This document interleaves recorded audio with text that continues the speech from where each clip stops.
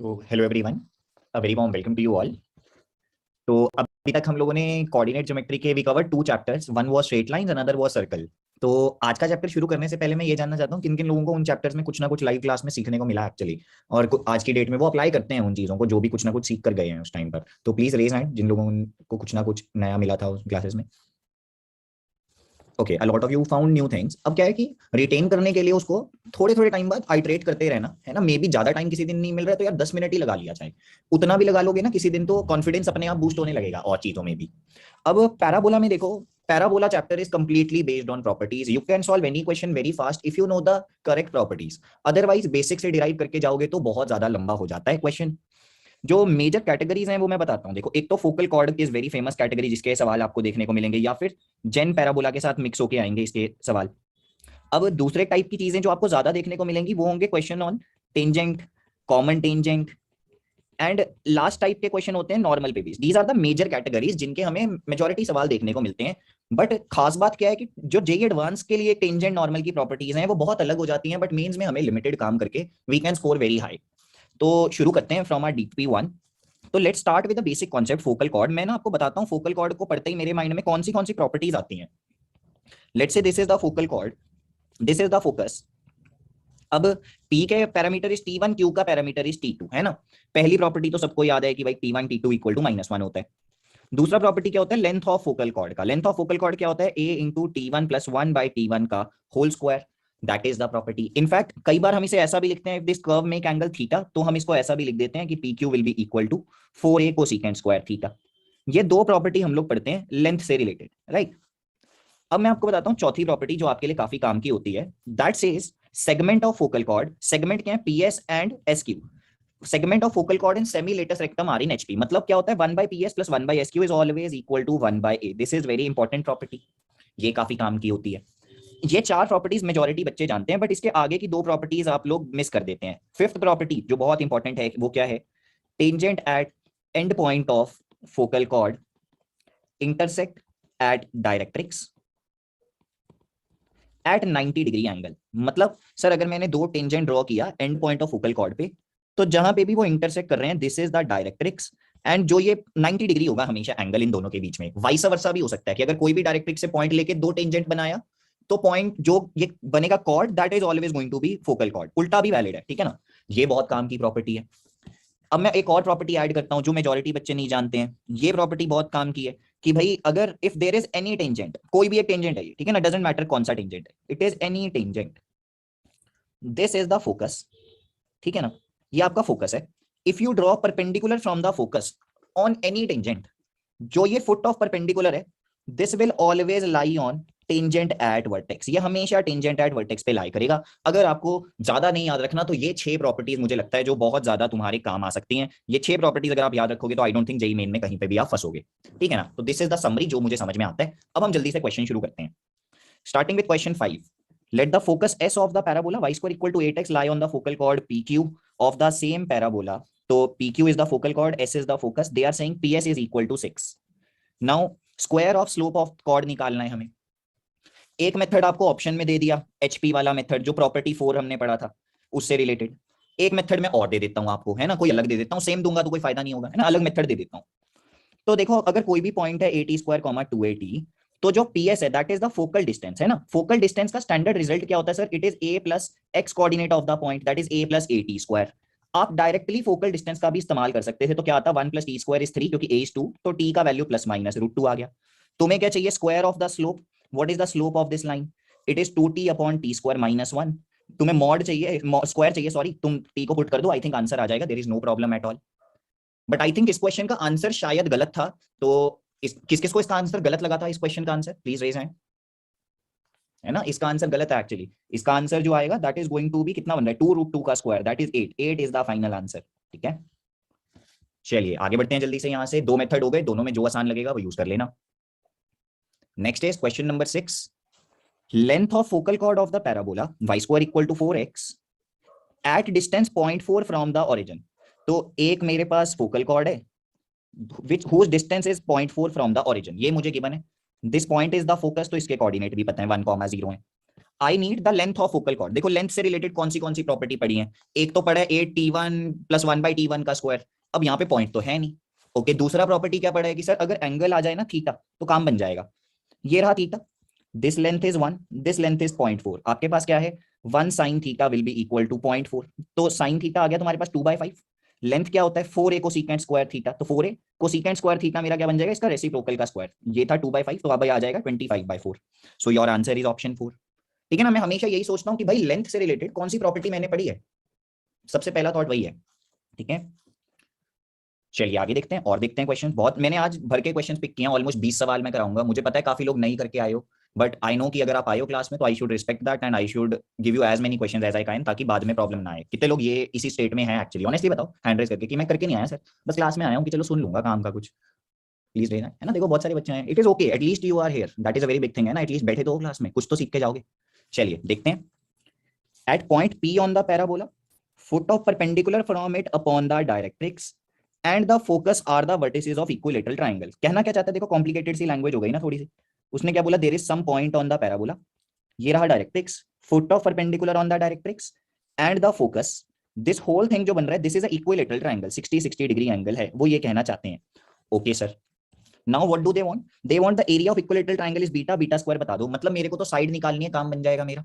Okay, कभी भी कोई पॉइंट अगर पैराबोला में पे ऊपर लेना है, we will always take parametric form. क्या है ये, at² 280। ओके सर, एस के कोऑर्डिनेट क्या है सर, एस के कोऑर्डिनेट मुझे पता है 1,0। ओके, एम के कोऑर्डिनेट क्या होंगे, एक्स कोऑर्डिनेट तो -a होएगा, that is -1, y coordinate P के जितना ही होना चाहिए। ओके, मैं ना इस पूरी फिगर में सबसे आसान ट्राइंगल को पिक करूंगा, फिर काम करूंगा मैं। सबसे आसान होता है राइट एंगल ट्राइंगल, ये रहा मेरा सबसे आसान राइट एंगल ट्राइंगल, मैं इस ट्राइंगल से काम करूंगा। देखो, base of the triangle is 2, height of the triangle is 2t, right. ये एंगल क्या है, ये एंगल 30 डिग्री है। 1/t that is 2/2t is tan 30 degree, तो भाई t का वैल्यू √3 आ गया। I think now you have point. अब देखो साइड क्या आएगा आपके ट्राइंगल का, सर साइड क्या है, फोकल डिस्टेंस। फोकल डिस्टेंस क्या होता है, a + at²। So 4 is the side of the equilateral triangle. Now you can find your area, है ना। सबसे आसान ट्राइंगल को ढूंढना है, फिर ट्रिग्नोमेट्री लगा देंगे। मुझे करने को तो मैं ये भी कर लेता डिस्टेंस फार्मूला, डिस्टेंस डिस्टेंस को इक्वेट करके करता, ठीक है वो भी कर सकते हो, but I don't like that thing. I feel कि ट्रिग्नोमेट्री आसान होता है थोड़ा। ठीक है, चलिए आगे चलें यहां से। Next is question number 8। There is a point 3,6 and B lie on the parabola such that chord AB subtend 90 degree at the origin। तो मेरा काम है लेंथ ऑफ कॉर्ड निकालना। फोकल कॉर्ड नहीं गिवन है, ठीक है ना, तो अभी कंफ्यूज नहीं करेंगे कि फोकल कॉर्ड तो नहीं है सर, फोकल कॉर्ड गिवन ही नहीं है। तो उन्होंने बोला कोई एक रैंडम कॉर्ड है AB, ए के कोऑर्डिनेट्स हैं हमारे पास, this chord subtend 90 degree angle at the origin that is the vertex. B के कोऑर्डिनेट नहीं पता, ए का वैल्यू भी नहीं पता। ओके, पहले मैं प्लान करता हूँ कि काम क्या करना है। देखो मेरा काम क्या है, बी के कोऑर्डिनेट निकाल लो, उसके बाद वहां से ए बी का लेंथ तो आ ही जाएगा, मतलब मेरे को बी के कोऑर्डिनेट निकालने पे काम करना है। पहले तो देखो मैं जानता हूँ A lies on the parabola, put करो, ए की वैल्यू तो आएगी, स्मॉल ए की वैल्यू तो क्या है तुम्हारे पास, यहाँ से 36 इज 12 तो ए इज 3, तो बी इज at² 280। अब परपेंडिकुलर है तो स्लोप देखते हैं, स्लोप इज 2, तो इस लाइन का slope will be -½ that is 60/3t²। तो t का वैल्यू तुम्हारे पास -4 आ गया। Now I think you have the coordinates of b, A B तो आ ही जाएगा। ठीक है ना, प्रोसेस यही है। बाकी अब मिस क्या होता है, देखो सबसे मैं बताऊं सबसे मिस क्या करने वाली चीज है, लोग ए की वैल्यू नहीं निकाल पाते, वो ये भूल जाते हैं कि भाई पॉइंट ए भी तो लाई करता है पैराबोला पे, उसका इस्तेमाल करो, ए की वैल्यू आएगी। बट ये वाला स्टेप सबसे आसान स्टेप है ना जो दिखने में, यही स्टेप सबसे ज्यादा चांस है मिस होने का। ठीक है, आगे देखते हैं। अब क्वेश्चन नंबर 9 में क्या है, locus of foot of perpendicular drawn from focus upon variable tangent. देखो मैं आगे पढ़ने से पहले आंसर बता सकता हूं कि भाई होना क्या चाहिए। देखो locus of foot of perpendicular upon any tangent, किस किस को एकदम से प्रॉपर्टी याद आ गई, फर्स्ट पेज पे जो पढ़ाई थी, कौन सी प्रॉपर्टी है ये, किस किस को याद आया, प्लीज रेज हैंड।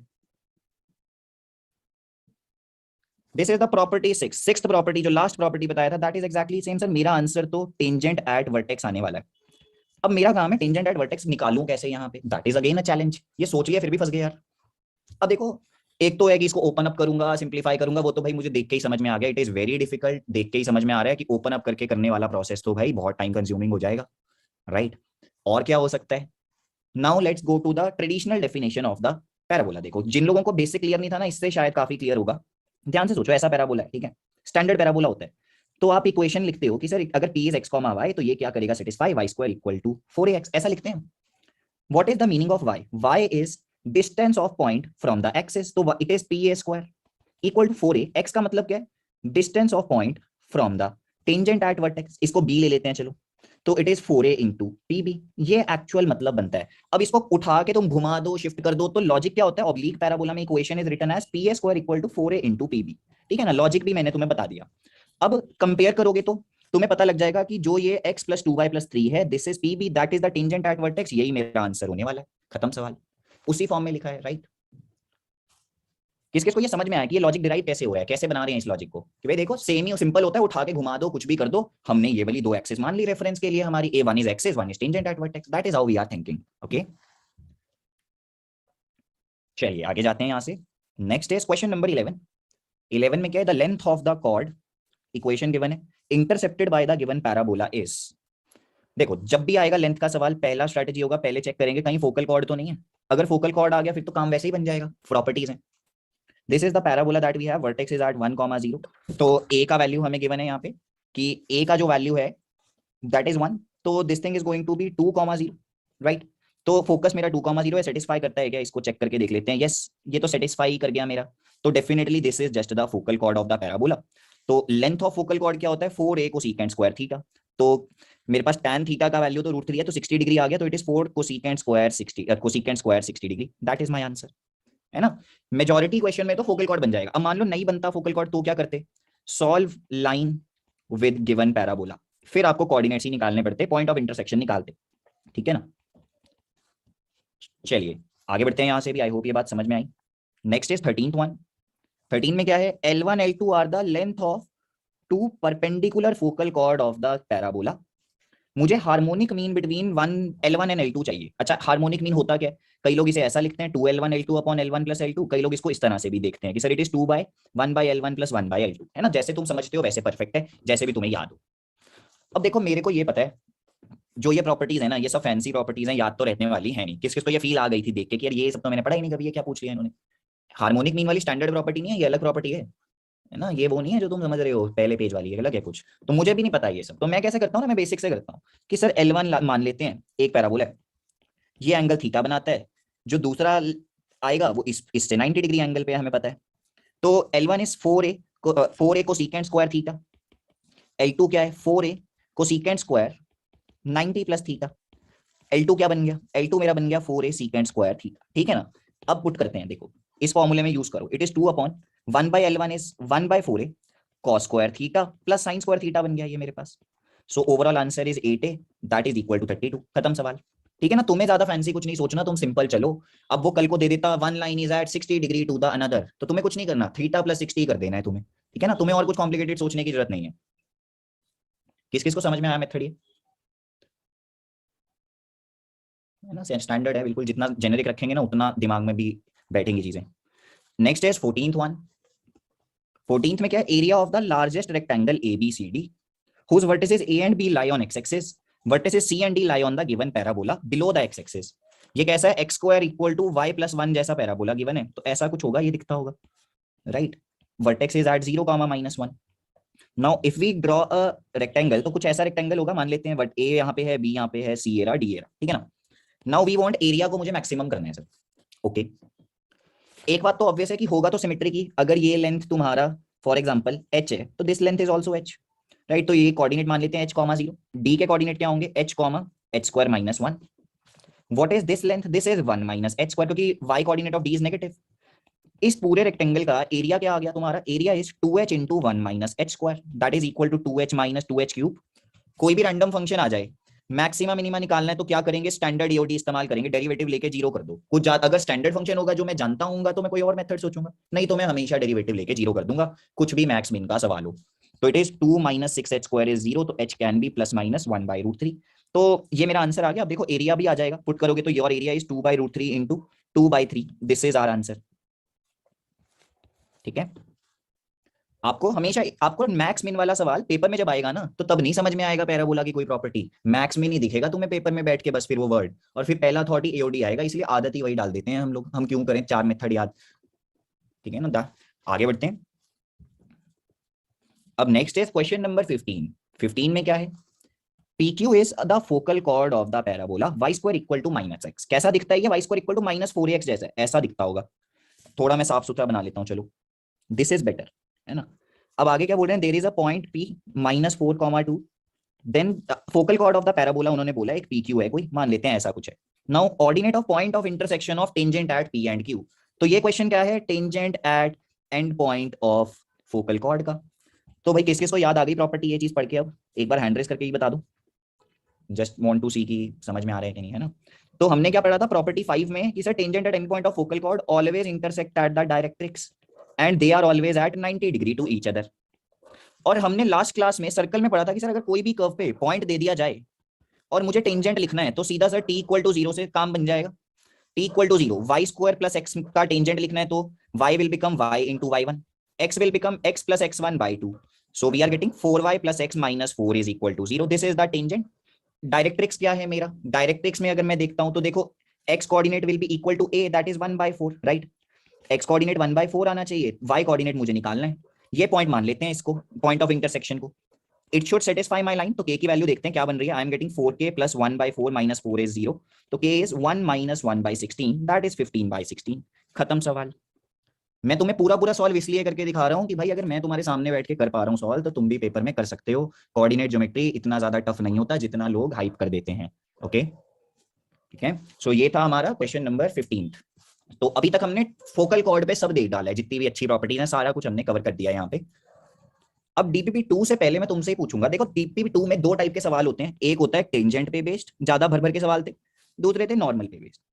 किस किस का सबसे बड़ा इशू यही है कि सर इतनी सारी इक्वेशन हो गई टेंजेंट नॉर्मल की कि यही नहीं समझ आ रहा याद कैसे रखें उनको, किन किन का इशू ये है, please raise hand. Okay, majority class कह रही है कि ये इशू है। तो देखो मैं ना अपना मेथड बता देता हूँ, जैसे मैंने लॉजिक्स लगा रखा था, मुझे तो बहुत दिक्कत आती थी इस चीज में, मेरे को लगता था कि रटना क्यों है इतना सारा। देखो y² = 4x के लिए याद रखेंगे हम, क्या होता है टेंजेंट y = mx + a/m, और पैरामीट्रिक फॉर्म में कभी जरूरत पड़ गया तो m = 1/t होता है, बस और कुछ नहीं याद मुझे। अब कल को प्रॉब्लम आती है कि सर मुझसे पूछ लेते हैं वो x² = 4ay का टेंजेंट, अब क्या करूं। कॉमन सेंस से एक बात सोचेंगे हम लोग कि देखो दोनों इक्वेशन में डिफरेंस क्या है इन दोनों में, कि सर x और y को ना स्वैप कर दिया गया, बस ये हुआ। तो तुम भी यही करो, तुम्हारे टेंजेंट में स्वैप कर दो, it is x = my + a/m, आ गया टेंजेंट। अब केस ऐसे ही सोचेंगे नॉर्मल में भी। नॉर्मल मेरा मान लेते हैं क्या होता है y² = 4ax का, ये होता है y = mx - 2am - am³, है ना। मुझे क्या याद है, m होता है -t सर, दैट्स ऑल। अब मुझे चाहिए फॉर एग्जांपल, मान लो y² = -4ax का, तो क्या हुआ सर डिफरेंस क्या दोनों में, x की जगह पे बस -x ही तो करा है, तो क्या बनेगा normal y = -mx - 2am - am³।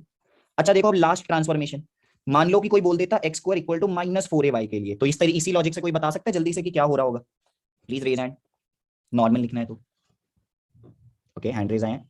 कोई नए और बच्चा भी ट्राई करो, है ना, बाकी और लोग, what about others, Ajitesh, Mangal. Sir x y को स्वैप कर देंगे और साइन चेंज कर देंगे। बिल्कुल सही बात है, पहले एक्स वाई को स्वैप कर देंगे। अब किसका साइन चेंज करेगा फाइनली, सर एक्स का। एक्स का। सोच के देख, एक्स वाई स्वैप हो गया तो वो तो एक्स² पहले ही बन गया। हो सर वाई का। बिल्कुल, y की जगह पे -y कर देगा तो क्या बनेगा finally, x = -my - 2am - am। Minus m के। अभी इजी हो गया मंगल याद करना ये सब, यस कॉमन सर। सेंस जैसा हो गया बिल्कुल। अब एक ही क्वेश्चन याद रखनी है, ज्यादा नहीं याद रखनी है आपसे, यस सर। है ना। चलिए, तो यही मुझे याद है। अब देखो मैं और भी बातें बताऊंगा कॉमन टेंजेंट की, बट वो कॉमन टेंजेंट का सवाल आएगा तब बात करेंगे। अभी पहले इसमें थोड़ा सा प्रो बन जाते हैं, एक बार करते हैं क्वेश्चन, बीच में सवाल आएगा तब वो देखते हैं, ठीक है ना। इस तरह से याद रखो, ज्यादा कॉम्प्लिकेट नहीं करना है कभी भी। अब ये क्वेश्चन नंबर 1 में क्या है, P and Q are two distinct points on the parabola with parameter T and T1. Normal at P pass through Q, तो मिनिमम वैल्यू ऑफ T1² चाहिए। क्या बोला उन्होंने, एक पॉइंट P था, आपने उस पर नॉर्मल ड्रॉ किया, it intersect the parabola at Q, इसके parameter is T1, this is T।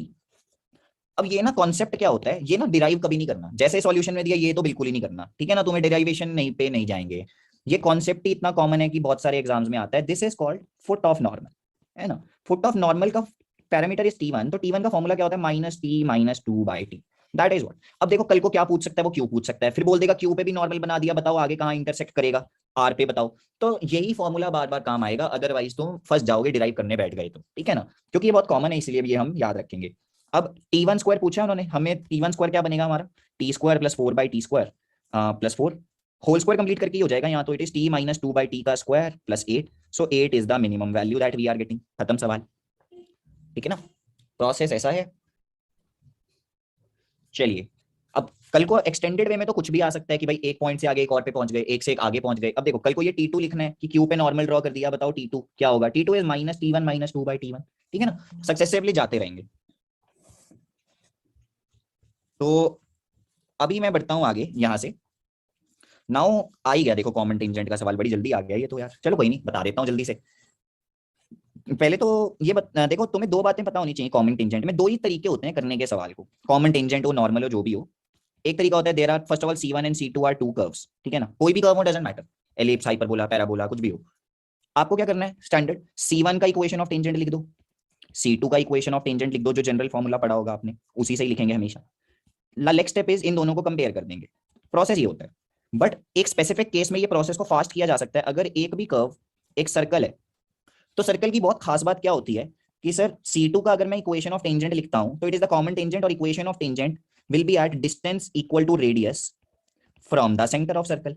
ठीक है ना, ये हमने पढ़ाई है, यही मैं लगाता हूँ। ये दो ही बातें मुझे पता है और मैं कुछ नहीं जानता इस टॉपिक के बारे में, और जे एडवांस में भी मैं इतना ही पढ़ाता हूँ, और इससे हम हर सवाल करके ले जाते हैं।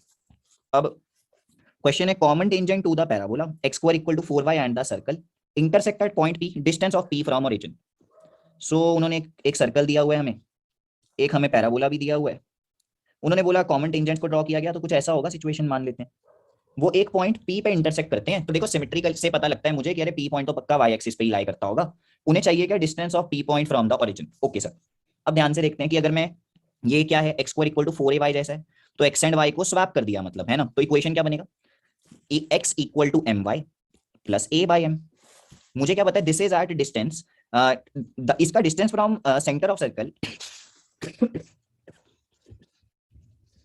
इसका जो डिस्टेंस होगा from the centre of circle that will be equal to the radius of the circle, ये हम जानते हैं। तो 2 will be equal to mod 1 by m divided by root of 1 plus m square, square कर दें cross multiply करके, तो 4m power 4 plus 4m square minus 1 is 0, ये आ गया। अब इसको ना सॉल्व करने से पहले मैं जज करना चाहता हूँ मुझे चाहिए क्या था, पता लगा मैंने बिना मतलब मेहनत कर दी, चाहिए कुछ और ही था। पॉइंट P क्या होगा, अगर आप x कोऑर्डिनेट को 0 कर दोगे तो y coordinate of P is minus 1 by m square, so distance of P from origin will be 1 by m square. This is my answer. तो देखो इधर से क्वाड्रेटिक को सॉल्व करके m स्क्वायर आ ही जाएगा। I think it is very easy now. ठीक है, process यहाँ पे क्योंकि एक सर्कल था तो हमने सेकंड स्टेप पे आसान कर लिया हमारे लिए। अक्षित सर ये पता कैसे चला कि एक्स एक्सिस पे इंटरसेक्ट करेंगे टेंजेंट? ड्रॉ करके देखेगा ना यार, बिल्कुल सिंपल स्टैंडर्ड फिगर है। Okay sir. देख तो सही, कहाँ करेगा नहीं तो इंटरसेक्ट, y एक्सिस है पहली बात तो, यस सर।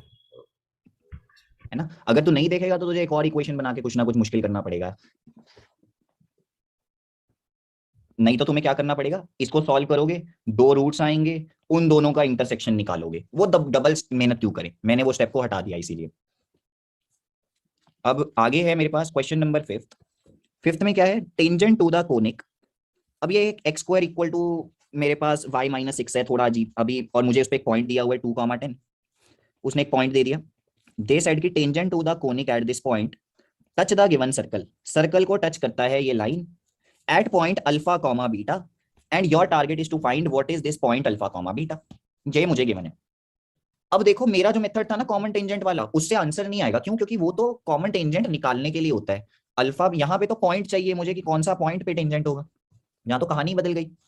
ओके, तो मैं क्या करूंगा, मैं इक्वेशंस को प्रेफर नहीं करता, मैं देखता हूं कि मुझे गिवन क्या है। देखो मेरे को सर्कल का रेडियस नहीं पता, I don't know what is K, but I know the centre, centre is -4, 1, right. Okay, O मानता हूं इसको। टेंजेंट तो मैं सीधा ही लिख सकता हूं क्योंकि पैराबोला पे पॉइंट है, t इक्वल टू 0 से टेंजेंट आ जाएगा। एक curve is x square minus y minus plus 6 equal to 0, tangent देखो क्या बनेगा, x square will become x into x1, y will become y plus y1 by 2, constant as it is रहता है। तो क्या बन गया ये 4x minus y plus 2 is equal to 0। पहला इक्वेशन तो आ गया अल्फा बीटा, इसको सेटिस्फाई करेंगे एक इक्वेशन। अब एक और इक्वेशन चाहिए अल्फा बीटा में, तभी जाके बात बनेगी। ओके, अब ये तुम्हारे ऊपर है, तुम कैसे जाना चाहते हो। मैं पर्सनली स्लोप से डील करता हूं, I don't like to deal with the equation of straight line, slope से फास्ट लगता है मुझे। देखो तुम्हें इस टेंजेंट का स्लोप तो पता ही है कि sir slope of this is 4, तो जो OQ है उसका स्लोप तो -1/4 आएगा, नॉर्मल है ये तो -1/4 is beta -1 upon alpha plus 4।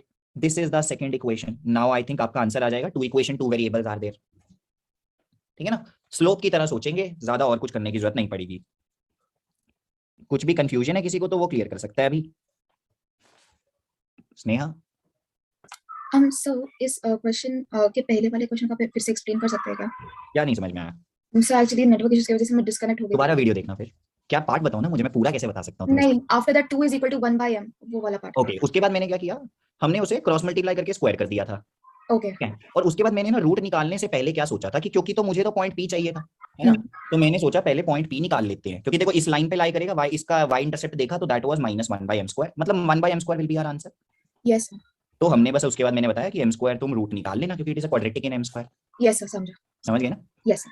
Perfect. So any other doubt that is left in question 5 अभी किसी का? Avani? Yes, sir. So for the second equation consisting of alpha and beta, can we use it the distance from the center? I Distance of देखो why I avoid distance, क्योंकि उसमें ना squares आ जाते हैं, also right, the perpendicular distance of the line from the center of the circle is equal to radius, right? But you don't know ना radius, Oh, right. The k is yes. ठीक है ना? चलिए आगे बढ़ते हैं। Now the question number 8 is radius of the largest circle which pass through the focus of the parabola and is contained in the parabola, अंदर ही लाई करता है, फोकस से पास करता है। सिचुएशन ड्रॉ करता हूं पहले, फिर उसके बाद देखते हैं। एक ऐसा बड़ा सा सर्कल होगा, फॉर एग्जांपल ये रहा मेरा सर्कल, राइट, ये रहा फोकस फॉर एक पक्का से, फोकस के coordinates are 5/4, 0। Now you need की लार्जेस्ट सर्कल क्या हो सकता है। देखो देखो करने के तरीके बहुत सारे हैं। एक तरीका तुम्हें सॉल्यूशन में दिया उन्होंने रेडियस r ले लिया, एट द एंड डिस्क्रिमिनेंट वाला मेथड लगाया। कितने लोग चाहते हैं ये मेथड समझा दूं, फिर मैं हैंड रेज करवाऊंगा, कितने लोग चाहते हैं इससे अलग कोई मेथड बता दो, ये नहीं समझ में आया था। तो पहली कैटेगरी में पहले बताओ कौन कौन चाहते हैं यही मेथड, आप बता दो ढंग से बस। ओके अभी मैं हैंड लो करता हूँ। व्हाट अबाउट सेकंड कैटेगरी के लिए कौन कौन चाहता है कि भाई कुछ अलग ही बता दो, ये तो हम खुद ही देख लेंगे।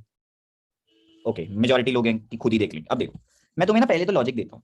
देखो ये ना इन दो पॉइंट्स पे टच कर रहा होगा, है ना, सर्कल और पैराबोला। इससे बड़ा हो गया तो बाहर चला जाएगा सर्कल।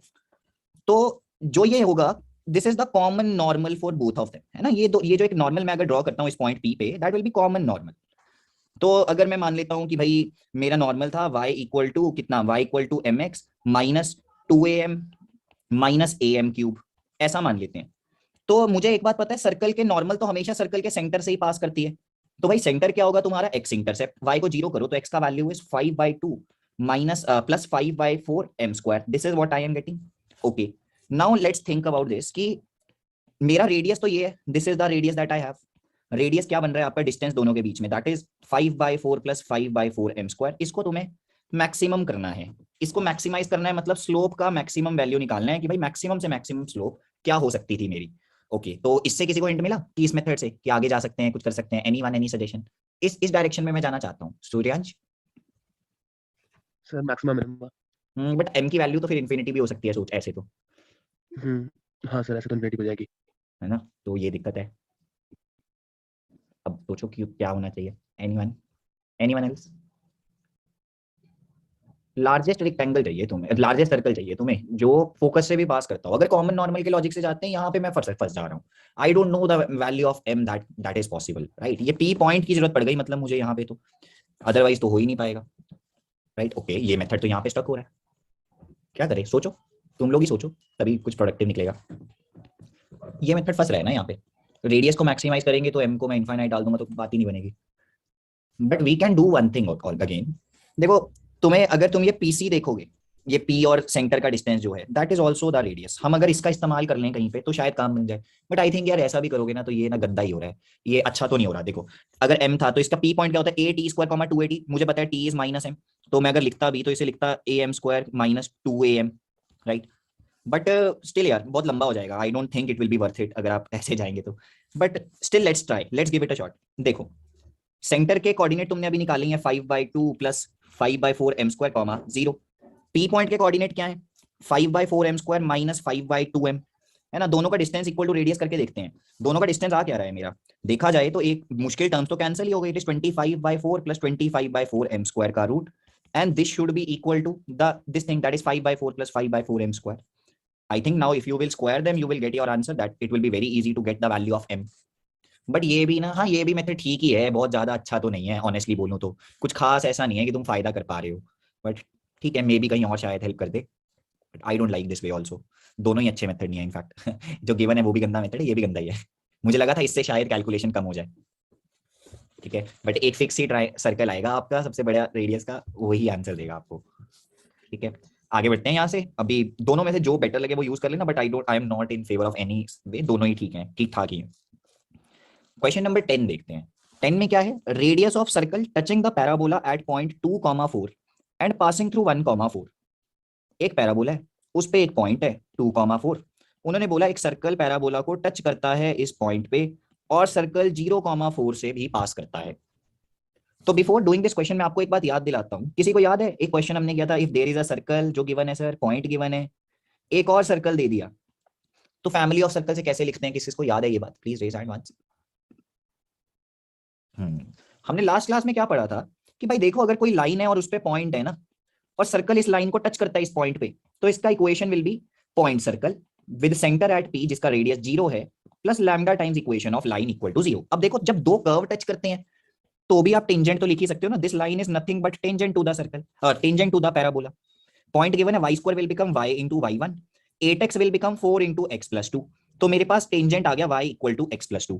ओके, अब सिचुएशन क्या है कि circle touch the given line at a given point 2,4। तो सर इस सर्कल का फैमिली ऑफ सर्कल से answer will be centre of the circle will be at 2,4 that is x minus 2 square plus y minus 4 square plus lambda times equation of tangent is equal to 0। ऐसा करेंगे और lambda कैसे आएगा, क्योंकि तुम्हें 0,4 पता है कि इससे पास करता है ये सर्कल, तो तुम्हारे पास क्या आएगा 4 plus lambda times 2 will B 0, तो lambda is -2। Now I hope आपके पास जो भी आपको चाहिए था वो आ जाएगा, है ना। This is the third type of thing जो हमने पढ़ा था फैमिली ऑफ सर्कल्स में, कि भाई एक लाइन को टच करता है सर्कल तो ये लॉजिक रहेगा। नहीं तो इसको करने के और भी तरीके हैं, कॉमन नॉर्मल लिखो, कुछ कॉमन टेंजेंट लिखो, बट वो बहुत गंदे मेथड्स हैं, आई डोंट, वो बहुत टाइम कंज्यूम कर जाएंगे तुम्हारा। आगे बढ़ते हैं अभी। Next is the 11th one. 11th में क्या है हमारे पास, let P be the point on the parabola which is at minimum distance from centre C of the circle. तो एक पैराबोला गिवन है, एक सर्कल है जिसका सेंटर इज एट 0,-6। उन्होंने बोला ऐसा पॉइंट जो कि मिनिमम डिस्टेंस पे है सर्कल से, तो मुझे चाहिए equation of circle passing through C and having centre as P। मतलब ऐसा सर्कल जिसका सेंटर तो P पे होगा, radius of the circle will B PC, ये मुझे बोलना चाहते हैं वो। तो मैं आपको ये क्वेश्चन शुरू करने से पहले ही बता देता हूं, देखो कोई भी दो कर्व हो, कोई भी दो कर्व हो, शॉर्टेस्ट डिस्टेंस जो होता है ना, shortest distance that is always along common normal to the curves. This is one way to remember this. कई लोगों के लिए क्या होता है, कई सवालों में कॉमन नॉर्मल लिखना बड़ा मुश्किल काम हो जाता है, तो तुम क्या कर सकते हो, ये जो भी पॉइंट्स होंगे ना, इन दोनों पॉइंट्स पे टेंजेंट्स आर पैरेलल, ये दूसरे तरीका होता है जैसे डील करते हैं लोग। कई अगर कॉमन नॉर्मल नहीं लिख सकते तो टेंजेंट्स आर पैरेलल का इस्तेमाल करो। जैसे अब मुझे यहाँ पे पता है कि if I take P point as AT² 2AT, तो PC is the common normal. तो अगर मैं इक्वेशन लिखता हूँ नॉर्मल का, तो it is let's say y equal to mx की जगह पे अब t की फॉर्म में लिख दे, m की जगह -t करके, तो y plus tx equal to 2at plus at³। Right, तुम्हें पता है ये 0,-6 से पास करेगा क्योंकि सर्कल के सेंटर से पास करता है नॉर्मल हमेशा। तो देखते हैं क्या बनेगा यहाँ से, I am getting -6 is equal to 4t plus 2t³ that is t³ plus 2t plus 3 is equal to 0। Cubic आ गया। क्या कोई रूट गेस कर सकता हूँ इसका? I think t equal to -1 satisfy कर रहा है इसको, राइट? हाँ, t equal to -1 is one of the roots, काम खत्म हो गया तुम्हारा, you have your answer now. Point आ गया आपके पास that it is 2,-4, you have the centre of the circle. तो भाई एक ही ऑप्शन है 2,-4 जिसका सेंटर है, कुछ और आगे चेक ही नहीं करना है, ठीक है ना। That is how you should think. Shortest distance हमेशा ये दो लॉजिक से निकाला जाता है, इनमें से कोई भी लॉजिक लगाओ डिपेंडिंग ऑन सिचुएशन, काम बन जाएगा, ठीक है। Soumitra, good evening sir. ये सौमित्र सर ये पूछ रहा था कि यहाँ पे डिस्टेंस फॉर्मूला वर्क नहीं करेगा, वहां से भी टी की कर वैल्यू मिल सकते हैं। सकती हाँ थी। हाँ, तुम ऐसा कर सकते हो कि तुम डिस्टेंस लिख दो और उसके बाद उसका डेरिवेटिव लेकर मैक्सिमाइज कर दो, ऐसा भी कर सकते हो, चलेगा। यस और सर। आई थिंक सॉल्यूशन में ऐसा ही किया है उन्होंने, है ना। हाँ कर सकता है ये चीज, इट इज, बट तो देख रहा है ना मेरा कितनी फास्ट हुआ और इसमें कितना टाइम लगा। यस सर, आपका मतलब एग्जाम के पॉइंट ऑफ व्यू से बेटर है। तो तभी मैं बता रहा हूँ कि शॉर्टेज डिस्टेंस को ये दो बातों से याद रख सकते हो, हेल्प हो जाएगा शायद। Yes sir, thank you sir. चलिए आगे देखते हैं यहाँ से। 13th क्या है, P is the point on the parabola whose ordinate is equal to its abscissa. A normal is drawn to the parabola at point P to meet it again at Q. उन्होंने क्या बोला, एक point P है जिसका coordinate है a, a। मान लेते हैं पैराबोला कुछ गिवन नहीं है, पैराबोला था y² इक्वल टू 4x मान लेते हैं अभी के लिए, राइट, क्योंकि आंसर तो सेम ही आएगा क्योंकि पैराबोला नहीं दिया उन्होंने। P का अगर मेरा था t² 2t, तो हमें क्या गिवन है, ordinate and abscissa are equal, तो it will be 4,4 definitely, right, मतलब t का वैल्यू 2 होगा। उन्होंने बोला I have drawn normal at this point and it cut the parabola at point Q। Okay, S is the focus of the parabola, absolute value of product of slope SP and SQ, तो S का coordinate में 1,0 मान लेता हूं अभी के लिए, और मुझे क्या निकालना है, SP और SQ का स्लोप का प्रोडक्ट चाहिए, ठीक है। देखो अब ध्यान से सोचेंगे कि भाई गिवन क्या क्या है, क्या कर सकते हैं। पहली बात तो मुझे पता है this is the normal, Q के लिए अगर मैं T1 देखता हूं तो that is -T - 2/T, so it is -3। Q के भी कोऑर्डिनेट आ गया। आई थिंक कुछ बचा ही नहीं इसमें, तो ये क्या था question? It is AT² 2AT। What is the slope of SP? Slope of SP मेरा जो है वो 4/3 है। स्लोप ऑफ SQ जो है मेरा वो मेरा आ रहा है I think it is -6/8, that is -3/4। तो प्रोडक्ट तो मेरा -1 आ गया, दैट इज माय आंसर। ठीक है ना? आपको अगर दिख रहा है कि भाई उसने बिल्कुल ओपन एंडेड क्वेश्चन छोड़ दिया मेरे लिए, तो तुम्हें बेसिक ए लेके करने की जरूरत नहीं है। Take any value of a जिससे तुम्हारा काम फास्ट हो जाए, बस that is the idea. Shubhajit? हाँ जी सर, इसमें आंसर शायद -1 दिया है, उसका 1 होना चाहिए ना। -1 दिया है, हाँ 1 होना चाहिए, एब्सोल्यूट वैल्यू लिखा हुआ है क्योंकि हाँ बिल्कुल वो इसलिए। है ना, -1 बने, -1 का मॉड लेना चाहिए। चलिए आगे देखते हैं। Next is 14th one. 14 में क्या है? Suppose P and Q are two distinct points on the parabola with equation, standard parabola है अभी तक, such that circle for which PQ is the diameter pass through the vertex of parabola. बड़ी complicated line लिखी है उसने, पहले ना मैं ड्रॉ करना प्रेफर करूंगा, आगे पढ़ने से अच्छा यही रहेगा। दे सेड कि suppose P and Q are two distinct points on the parabola, ये रहा P, ये रहा Q। They said circle for which PQ is the diameter pass through the, ये pass through this point that is the vertex of the parabola. ये एक circle है हमारा जिसका PQ इज द डायमीटर। मैं क्या करता हूँ ना, ब्लू से बनाता हूँ सर्कल, थोड़ा क्लियर लगेगा, साफ समझ में भी आएगा फिर कुछ। ये मेरे को सर्कल भी दे दिया एक, जितना मुझसे बन पाया मैंने बना दिया। अभी आगे उन्होंने क्या बोला, आगे कुछ नहीं पता मुझे। ओके आगे पढ़ते हैं अभी। अब area of triangle OPQ is 20। तो ये एक ट्राइंगल है जो OPQ, इसका एरिया गिवन है मुझे 20, और मुझे diameter of the circum circle of OPQ निकालना है। मतलब मुझे PQ का लेंथ निकालना है, दैट इज माय टारगेट। ये मुझे फाइनली पता लगा है, D is this PQ। Okay अब देखो एक एक स्टेप करके बताऊंगा, ध्यान से सुनना। सबसे पहला मेरे दिमाग में क्या चीज आ रही है कि यार डायामीटर और circle, diameter always subtend 90 degree at the circumference. ये 90 डिग्री होगा सर, ये मुझे पता लग गया। अब जो भी मेरा एरिया है, एरिया क्या है? Half into OP into OQ, क्योंकि 90 डिग्री दिख गया अब तो। दिस इज 20, मतलब मुझे पता है OP इंटू OQ का जो वैल्यू है दैट इज 40। ओके ये मुझे गिवन है, अब मुझे आगे सोचना है। तो अभी आगे कुछ पता नहीं, तो P का पैरामीटर इज लेट्स से T1, Q का पैरामीटर इज T2। तो OP क्या बनेगा? ध्यान से सोच के देखो, डिस्टेंस OP क्या बनेगा? It is root of T⁴ plus 4T², that is mod T into T1 ले लेते हैं चलो यहाँ पे, that is mod T1 into root of T1² plus 4। Similarly OQ भी एग्जैक्टली ऐसा ही होगा, बस उसकी जगह T2 आ गया। प्रोडक्ट देखो, mod T1 T2 into root of क्या बन रहा है? T1² plus 4 into root of T2² plus 4 is equal to 40। ठीक है सर, आगे सिंप्लीफाई करने से पहले मुझे कोई फायदा नहीं होगा, अभी यहाँ पे रुकता हूँ, पहले देखता हूँ कि भाई T1 T2 में कोई रिलेशन तो आ जाए, अदरवाइज तो ये वैसे ही नहीं सिंप्लीफाई होने वाला। ओके अभी तक मैंने 90 डिग्री का यूज नहीं किया, राइट?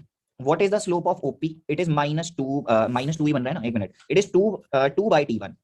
OQ का स्लोप होगा 2/T2, दोनों का प्रोडक्ट इज -1, तो तुम्हारे पास क्या आ गया? T1 T2 इज -4, क्योंकि 90 डिग्री है इसी कारण। ये तुम्हें पता लग गया 4 है, इसे ओपन करें, it is becoming T1 T2 का square plus 4² plus 4 times T1² plus T2² will be equal to 10 का स्क्वायर, ऐसा लिख देते हैं, स्क्वायर कर दिया दोनों साइड पे। So finally I am getting T1² plus T2² is equal to कितना बनेगा ये? It is becoming 68/4, ऐसा आ रहा है मेरे पास। हाँ ऐसा ही बन रहा है मेरे पास, 68/4 जैसा आ गया। ओके अब यार यहाँ से क्या मैं सॉल्व करने बैठूंगा? I don't think so, I don't think कि मैं इतनी मेहनत करूंगा कि मैं इसके बाद बैठ के OQ मतलब T1 T2 निकालूंगा। आई विल प्रेफर कि मैं पहले ही देख लूं कि यार ये PQ है क्या, T1 T2 में जो रिलेशन है इसका इस्तेमाल करके देख लेंगे आगे जो भी बन रहा होगा। बट अभी मैं इसको आगे फर्दर सॉल्व करने में तो इंटरेस्टेड मुझे नहीं लगता कि मेरे को कोई खास अभी फायदा होगा ऐसा करने से। PQ देखते हैं, सीधा सीधा काम बन जाएगा। PQ क्या होगा sir? Root of OP² plus OQ²। मैंने ऐसा क्यों लिखा? क्योंकि मैंने ना OP OQ पहले ही निकाला था, मुझे पता है मेरे लिए फास्ट होएगा वो काम। तो it is T1⁴ plus 4T1² plus T2⁴ plus 4T2²। T1² plus T2² की वैल्यू पता है तुम्हें, आधा काम यहाँ से हो गया। अब T1⁴ T2⁴ को क्या लिख सकते हो? It is T1² plus T2² का whole square minus 2T1² T2²। ये भी जानते हो तुम, सारी वैल्यूज तुम्हारे पास हैं अब, ठीक है ना? I think you don't need to find the solution, you can just use this, you will get your answer from here. Okay किसी को कोई कंफ्यूजन है तो क्लियर कर सकते हैं। मैंने इसको रूट्स की तरह सोचा है ना, ये अल्फा बीटा रूट्स ही है मेरे, और ऐसा सोच के देखो है ना, कुछ को कल को कुछ भी रैंडम रिलेशन बिटवीन रूट्स आता है तो यार तुम हर बार रूट थोड़ी सॉल्व करते हो, अल्फा बीटा का इस्तेमाल बार बार करके करते हो ना काम, तो that is the same strategy here. Adarsh? Yes, Adarsh, you can. Sir, I cannot understand after that OP is equal to under root of T1 power 4 plus 4 T1 square. So This after that one. can Yeah, after you that did. okay. ठीक है ना? हाँ. उसके बाद T1 T2 square में आगे तो relation तुझे पता ही है क्या बन रहे हैं, ये इक्वेशन नहीं पता थी ना कि कहाँ से आई है, ठीक Oh, है? okay sir. Okay. है ना? OP is having T1, OQ हाँ. will have exactly same equation with T2, right? Okay. Okay. So I think this was the last question from my side जो मुझे करवाना था. बाकी एलिप्स हाइपरबोला आएगा तो कॉमन टेंजेंट वहां भर के दिखेगा तुम्हें. पैराबोला के सवाल ज्यादातर वहां पे मिक्स होके आएंगे, बट बहुत आसान होता है, बहुत स्कोरिंग होता है, टेंशन की बात नहीं है. जो मैंने 2 स्टेप्स बताए हैं वो याद रखना. अभी आप हैंड रेज करके अपने बचे हुए डाउट्स क्लियर कर सकते हैं जो भी आपके रह गए हैं. सो जिनके भी डाउट्स हैं they can raise hand. You have 1 minute, है ना? 1 मिनट है, हैंड रेज कर लो, अभी पता लग जाए मुझे कि डाउट है भी कि नहीं है. Saumya. Yes sir. Sir actually DPP 1 का सर क्वेश्चन 9 था. सर मुझे इसका किसी कांसेप्ट समझ नहीं आया था कि लाइक मैंने करवाया था क्या? ये सर आपने बताया था डीपीपी 1 का. बताओ क्या कॉन्सेप्ट नहीं समझा इसमें, कौन सा part? Yes sir. Sir actually मुझे समझ नहीं आया था कि लाइक ये जो जैसे सेट ऑफ इक्वेशंस अलग-अलग दे रखे हैं, हमने तुरंत पीवी आपने लाइक कैसे डिराइव किया, सर वो मुझे कैच नहीं हुआ था. ये तुम्हें समझ में आया था PS square equal to 4A PB होगा? नो सर, अच्छे से नहीं हो जाएगा. फिर तुझे वीडियो देखनी चाहिए. मैं बताता हूँ मैंने क्या किया. PA is nothing but Y, PB is nothing but X. Y square equal to 4AX का मतलब ये बनता है ना. अच्छा okay sir. Sir so we were talking about the length. yes that's it. PA is the distance of point from the axis ना. Length क्या होता है? वही है ना, लेंथ तो डिस्टेंस ही तो है length. Okay sir. Sir actually फिर मेरे को लाइक ये डाउट था कि हमने उस लेंथ को फिर हमने लाइक इक्वेशन में कैसे कंपेयर किया था. देख ही रहे हो तुम, ये PB PA स्क्वायर लिखा है, ये 4A लिखा है, ये PB तो लिखा है. बेसिकली सर हमने मतलब कंपैरिजन से कर दिया था. बिल्कुल बिल्कुल दैट्स इट. और कुछ नहीं, हमने Okay. डिराइव नहीं किया कुछ, हमने बस कंपेयर किया. Okay sir. Yes sir. ठीक है Subhajit. Sir actually I don't remember the exact question, but Maithon को सी है वो, उसमें ऐसा कुछ पैराबोला दे रखा था और ऐसे ही आपने जैसे क्वेश्चन कराया ना PQ कॉर्ड दे रखी थी, एंड उसने कहा था कि जो माइनर आर्क बन रहा है वो पैराबोला में उस पे तीसरा पॉइंट है, तो मैक्सिमाइज करना था एरिया को ट्रायंगल. राइट मेरे को याद है वैसा क्वेश्चन. क्या था ना कि एक कॉर्ड दे देते हैं वो पहले से ही, है ना, और एक पॉइंट तुम्हें अपनी मर्जी से लेना होता है यहाँ पे, राइट. और वो तुम अपनी मर्जी से जब पॉइंट लेते हो तो क्या होता है कि तुम्हारा एरिया तुम्हें मैक्सिमाइज करना है ना इस ट्रायंगल का. यही क्वेश्चन था मुझे याद है. जब तो एरिया लिखेगा ना, सबसे बड़ा इशू क्या आएगा तेरे पास, एक फंक्शन इन टी तो आ जाएगा, बट उसके बाद तो उसको डेरिवेटिव लेके अगर करेगा ना तेरा आंसर गलत आ रहा होगा. ये प्रॉब्लम होगी तेरे साथ वहां पे. मैं बताता हूँ रीजन क्या है. मान लो अगर Q में T का वैल्यू था -1 फॉर एग्जांपल, P में T का वैल्यू था 5 फॉर एग्जांपल, है ना. तो तुम्हारा जो R होगा उसकी T की वैल्यू कहां से कहां तक होनी चाहिए, सोच के देख. -1 से 5 ना, इसी जगह पे लाई करना चाहिए ना. तो मतलब तुझे डेरिवेटिव तो ठीक है तूने देखा, बट अगर तुझे तेरा क्वेश्चन क्या है, max value of function when x belongs to basically -1 से 5, राइट. तो तुझे एंड पॉइंट ऑफ इंटरवल पे भी चेक करना होता है. इस टाइप का कुछ मुश्किल, इस टाइप की चीज गड़बड़ हो रही होगी क्योंकि तुमने क्या किया होगा, डेरिवेटिव लिया, इससे बाहर आ गया होगा तेरे पास पॉइंट, और तुझे लग रहा होगा एरिया तो बड़ा हो गया, क्योंकि ऑब्वियसली देख इधर लेगा तो एरिया बड़ा ही होना है, राइट. तो that is the logic. I hope समझ में आया. ठीक है अजितेश. सर अभी जो आप एक्सप्लेन किया वो बोला क्वेश्चन नंबर 12 था डीपीपी 2 का. DPP 2 question number 12. अब हमने ये तो अभी तक किया नहीं, राइट, डिस्कस. हाँ तो मैं अच्छा क्वेश्चन तो तुमने ही दिया, अभी लॉजिक आई होप तुम्हें समझ में आ गया होगा. देखो ये इक्वेशन बन गया एट द एंड. बस अब गड़बड़ ये हो जाती है कि अब वैसे तो यहाँ पे फंस ही नहीं रहे, यहाँ पे तो सीधा ही डेरिवेटिव 0 करने पे भी आ रहा है आंसर, बट ये हो सकता है कि मान लो आंसर 6 आ गया और रेंज में तो -1 से 5 ही था, और ट्रैप हो सकते हैं इस चीज पे इन फ्यूचर. यहाँ पे नहीं हो रहे स्पेसिफिक में, आई गेस, है ना, इस स्पेसिफिक क्वेश्चन में तो नहीं इसमें नहीं हुआ था, बस बोला था कि वो मैं मैच कर रहा था क्वेश्चन. हाँ अच्छा तो क्वेश्चन बता रहा था उसने. ओके ठीक है. So anything else that is left. Okay तो आई एम अज्यूमिंग कि हमारे डाउट्स हो गए हैं. तो जिन भी लोगों को जेन बात करनी है दे कैन स्टे, बाकी लोग लीव कर सकते हैं. Bye bye everyone, take care.